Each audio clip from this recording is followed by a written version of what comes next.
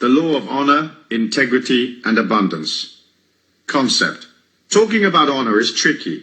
It doesn't take much to come off as a righteous Pratimus Maximus of extreme pomposity and silliness. Here goes, I'll do my best and I'll keep it short. When you separate from your body and look back at your life, nothing will have disappeared. I've been in those worlds via the trance state, and the OBE, the out-of-body experience, and the near-death tube. And what I tell you is correct.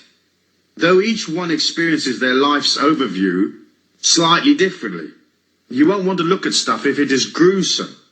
If your life has been one of manipulation, inflicting terror, nastiness, rip-offs and so forth, the moment of your spiritual overview is going to be an extremely painful experience, unless of course you change things now.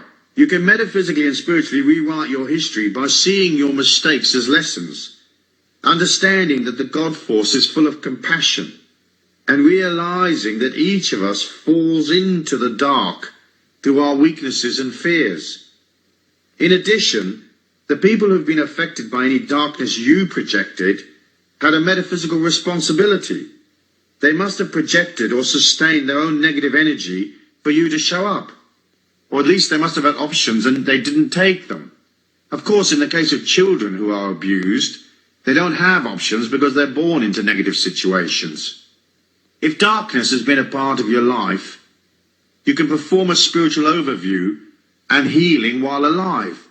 First, you have to ponder your dark side and agree to let it come out, as it is usually repressed deep within.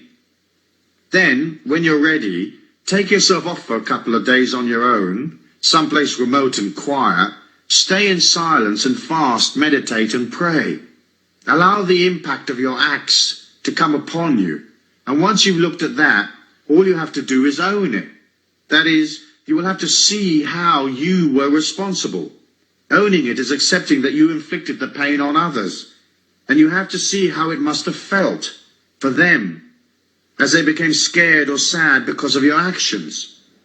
Perhaps you killed them off because they lost hope, or perhaps they died not because you killed them literally, but because you stressed them out so much they passed away from other maladies.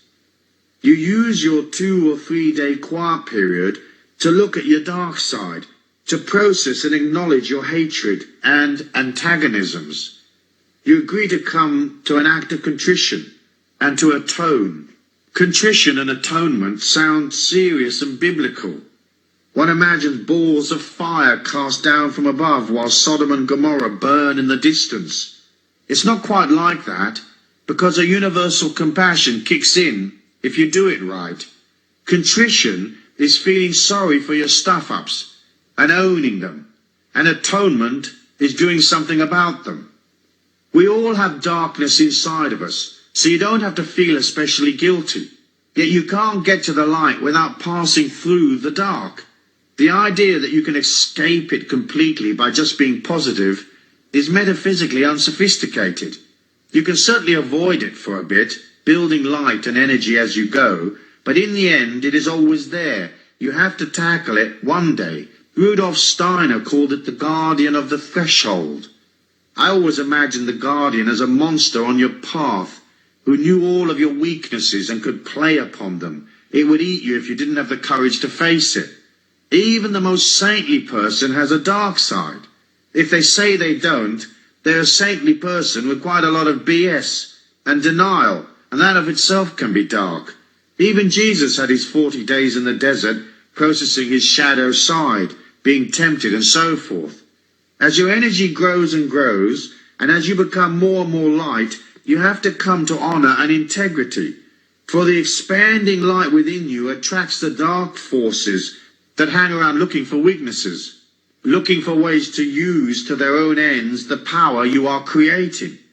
Now, people usually believe they have no dark side, or that they have already processed it, but that is not often the case. Many have simply repressed their dark side deep within, so it's not obvious.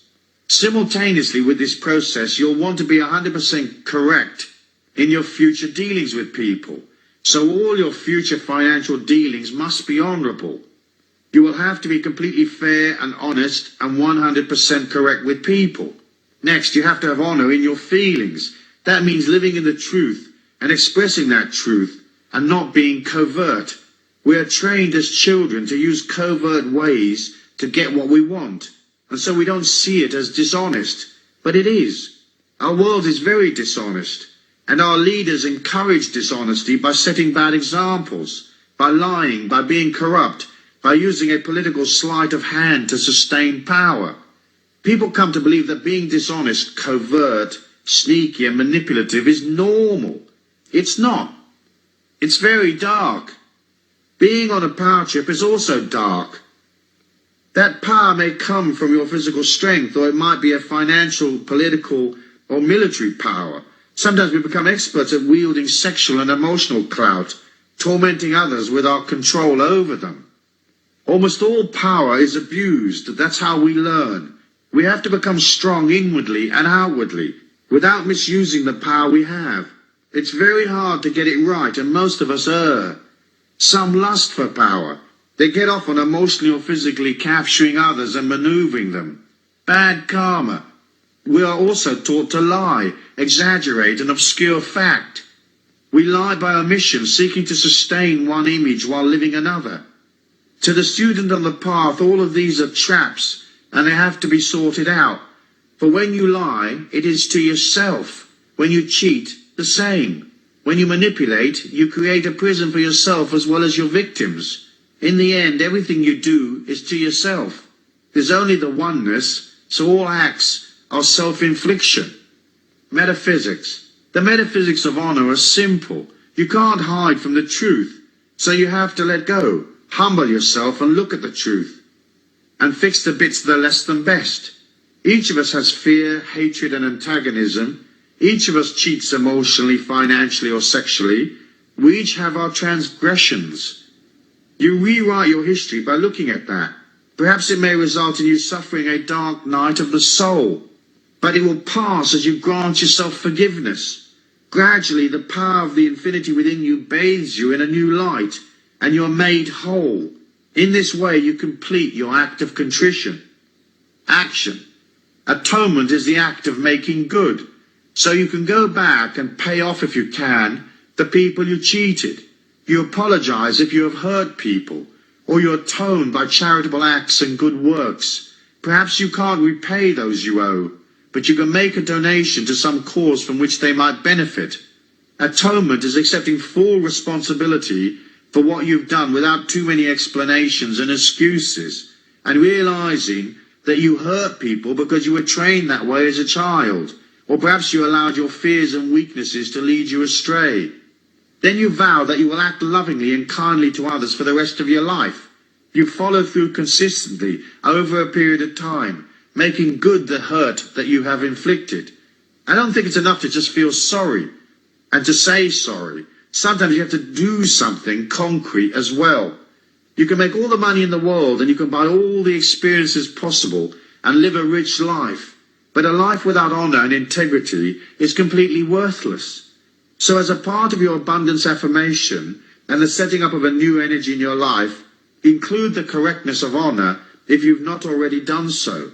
Live your life impeccably on every front, financial, emotional, sexual. And if you exercise power, be benevolent, very benevolent.